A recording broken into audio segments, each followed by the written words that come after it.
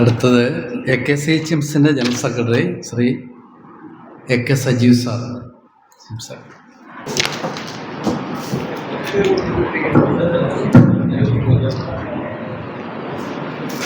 സംഘാടകർക്ക്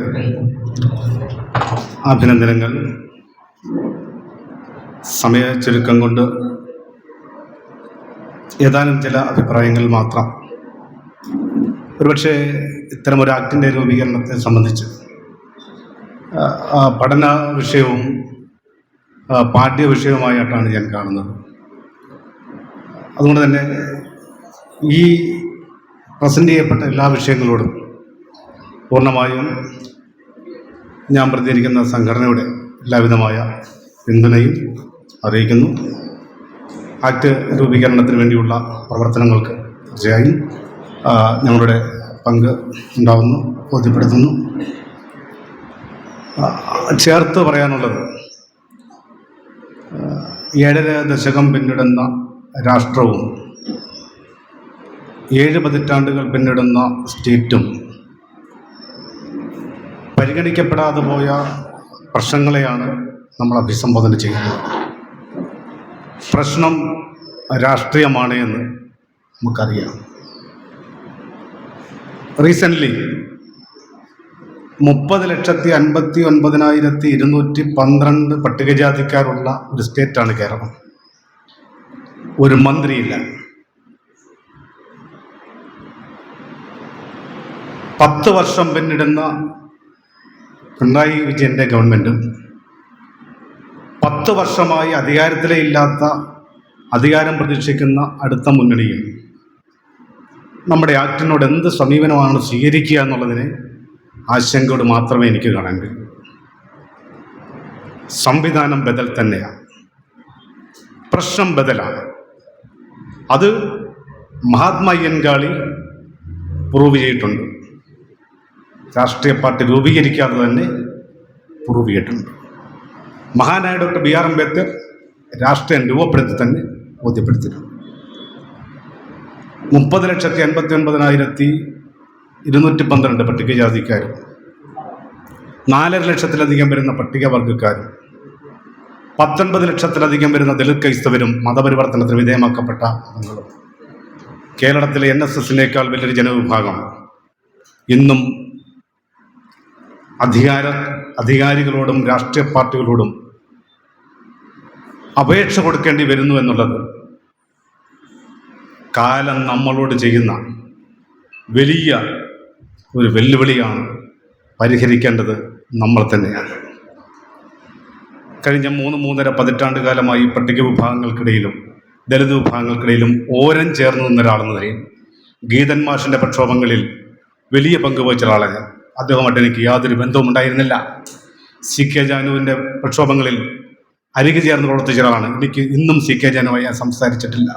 കാരണം എത്രയോ മനുഷ്യർ അവരുടെ ജീവിതം കൊണ്ട് അടയാളപ്പെടുത്തിയ പ്രസ്ഥാനങ്ങളും അവരുടെ പോരാട്ടങ്ങളും ഇന്നും പരിഹാരമാകുന്നില്ല എങ്കിൽ തീർച്ചയായും പ്രശ്നം രാഷ്ട്രീയമാണ്. ജയ് ഭീം, ജയ് ഭാരത്. ശങ്കരൻ മുണ്ടമാണി, ഐക്യ വൈപ്പിൻ, മലവെട്ടുവ മഹാസഭ. ജയ് ഭീം. പ്രിയമുള്ളവരെ, കേരളത്തിലെ ആദിവാസികൾ പുതിയൊരു മൂവ്മെൻറ്റിന് തുടക്കം കുറിക്കുകയാണ്. നമുക്കറിയാം, കാലാകാലങ്ങളെ ആദിവാസികളുടെയും പട്ടികജാതി പട്ടികവർഗക്കാരുടെ അവകാശങ്ങൾക്ക് വേണ്ടി സംഘടിതമായ പോരാട്ടം നമ്മൾ നടത്തിയെങ്കിലും കൃത്യമായ ഫലങ്ങൾ നമുക്കറിയാം. ആദിവാസികളെ ഭൂമി സംബന്ധിച്ചുള്ള കാര്യങ്ങൾ അറിയാം. CK ജാനു, ഗീതാനന്ദ മാഷ് അടക്കമുള്ള നമ്മളടക്കം ഒട്ടേറെ സമരങ്ങൾ നമ്മൾ നടത്തിയിരുന്നു. പക്ഷേ ആ സമരത്തിൻ്റെ ഫലമൊന്നും നമുക്ക് ആ ജില്ലയിൽ അനുഭവിച്ച് കാണുന്നില്ല. കാരണം വെച്ചാൽ കാസർഗോഡ് ജില്ലയിലടക്കം ഒട്ടേറെ ആൾക്കാർ ഭൂമിക്ക് വേണ്ടി അപേക്ഷ നൽകി കാത്തിരിക്കുന്നു. പക്ഷേ ഇന്നും ഭൂമി അനുവദിച്ചു കൊടുക്കാനുള്ള നടപടി സ്വീകരിക്കുന്നില്ല. കാരണം അപേക്ഷ സ്വീകരിക്കുന്നതിൽ ഈ നമ്മളെ 2001 ആദിവാസി കരാറിൽ പറയുന്നു 1 ഏക്കർ ഭൂമിയെങ്കിലും ആദിവാസികൾക്ക് കൊടുക്കണം.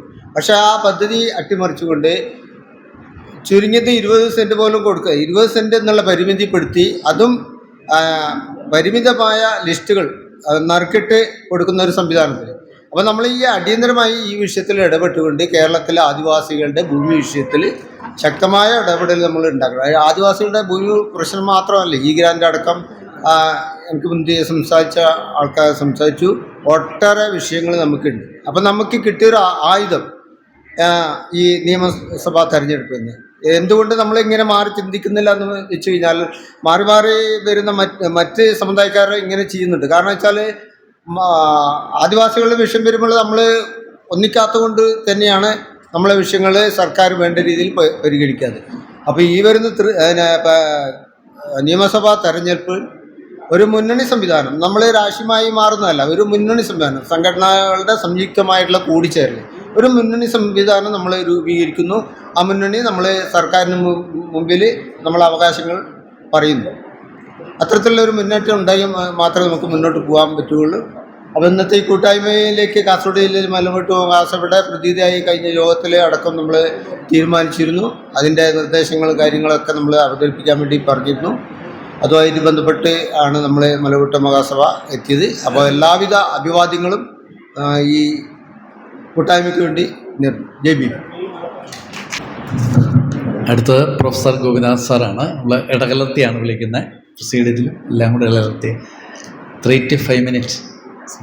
അപ്പം നമ്മൾ ഒരു വികസന നിയമത്തിന് കരട് രൂപം ഉണ്ടാക്കുന്നതിന് വേണ്ടിയിട്ട് ആണ് ഇവിടെ കൂടിയിരിക്കുന്നത്. കരട് രൂപം ഇവിടെ അവതരിപ്പിക്കുകയും ചെയ്തിട്ടുണ്ട്. അപ്പോൾ ഈ കരട് നിയമം ബജറ്റിൽ ചില മാറ്റങ്ങൾ വരുത്തുന്നതിന് വേണ്ടിയിട്ട് ഉള്ളതാണ്. നിങ്ങൾക്കറിയാം, ഈ ഫെബ്രുവരിയിൽ കേരളത്തിലെ ബജറ്റ്, കേരള സർക്കാരിൻ്റെ ബജറ്റ് അവതരിപ്പിക്കാൻ പോവുകയാണ്. അതുകൊണ്ട് തന്നെ നമ്മളിവിടെ പറയുന്ന കാര്യങ്ങളും ആ ബജറ്റുമായിട്ട് ഒരു ബന്ധവും ഉണ്ടാകാൻ ഒരു സാധ്യതയില്ല. അതുകൊണ്ടായിരിക്കും ഒരുപക്ഷെ ഇതെല്ലാം അടിയന്തര പ്രാധാന്യമുള്ള ഒരു വിഷയം നമ്മുടെ മാനിഫെസ്റ്റോ ആണ് എന്ന് ഗീതാനന്ദൻ വന്നത്. ഈ മാനിഫെസ്റ്റോയെ സംബന്ധിച്ച് ADF-ൻ്റെ ഒരു യോഗത്തിൽ ഞാൻ പറയുകയുണ്ടായി. അതായത് നമ്മളൊരു മാനിഫെസ്റ്റോ തയ്യാറാക്കിയ മാനിഫെസ്റ്റോ മറ്റുള്ളവരെ കൊണ്ട് അംഗീകരിപ്പിക്കുന്ന ഒരു കാര്യം നമ്മൾ ഏറ്റെടുക്കണമെന്ന്. അപ്പം ഞാൻ പറഞ്ഞത്, നമ്മളുടെ മാനിഫെസ്റ്റോ നമ്മൾ പ്രസിദ്ധീകരിക്കുക, അത് യോഗ്യമായിട്ടുള്ള അല്ലെങ്കിൽ അനുയോജ്യമായിട്ടുള്ളത് മറ്റുള്ളവർ തിരഞ്ഞെടുക്കട്ടെ. നമ്മുടെ മാനിഫെസ്റ്റോയായിട്ട് രാഷ്ട്രീയ പാർട്ടികളുടെ പിന്നാലെ പോകണ്ട എന്നാണ് കാര്യം. അവിടെ നിൽക്കട്ടെ. അപ്പോൾ ഈ മാനിഫെസ്റ്റോയിൽ ഉൾപ്പെടുത്തേണ്ട ചില വിഷയങ്ങൾ ഇന്നിവിടെ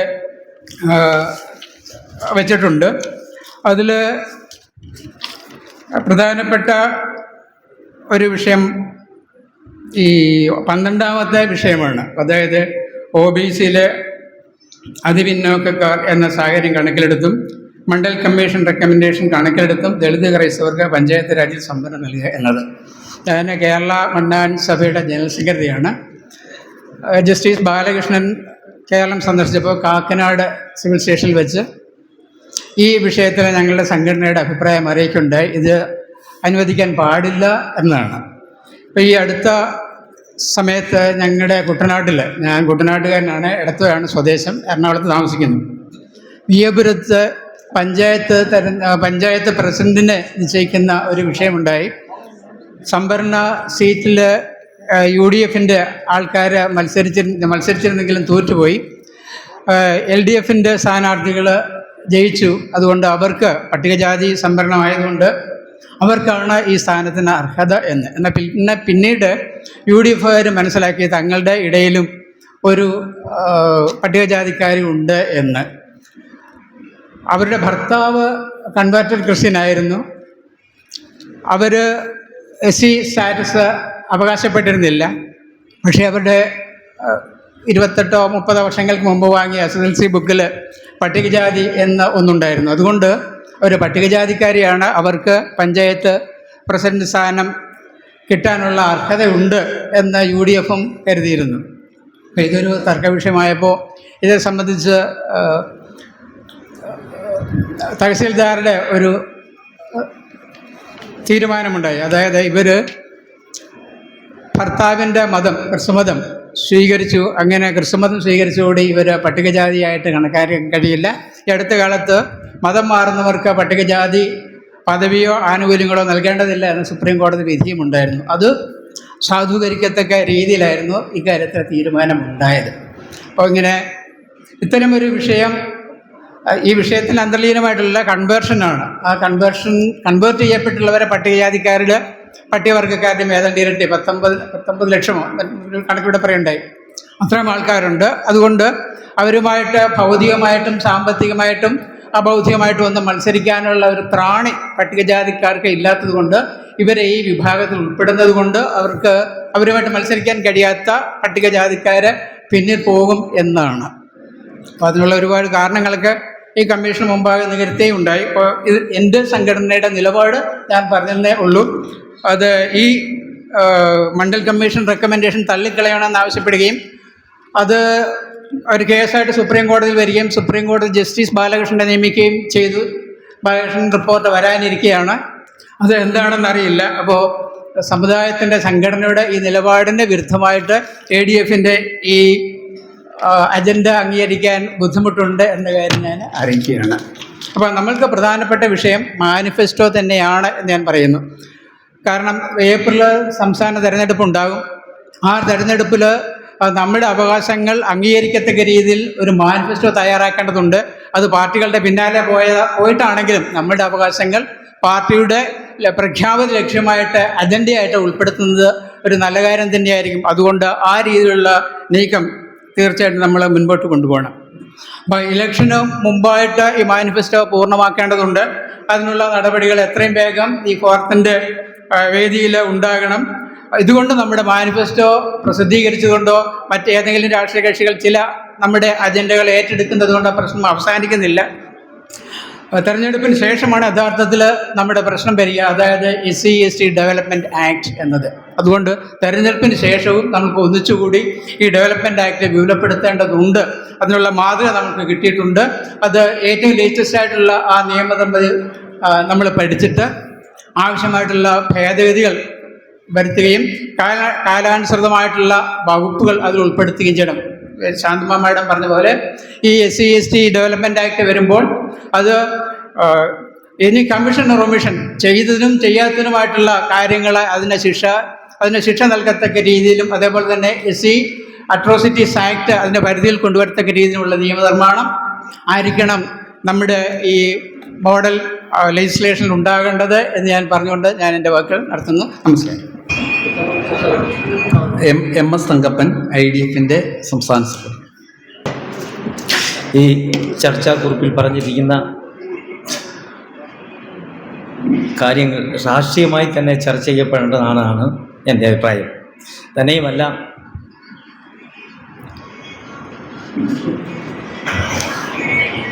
രാഷ്ട്രീയ മുന്നണികൾക്ക് മുമ്പിൽ ഈ വിഷയം ശക്തമായി തന്നെ അവതരിപ്പിക്കുകയും ചർച്ച ചെയ്യുകയും ചെയ്യേണ്ടതാണ്.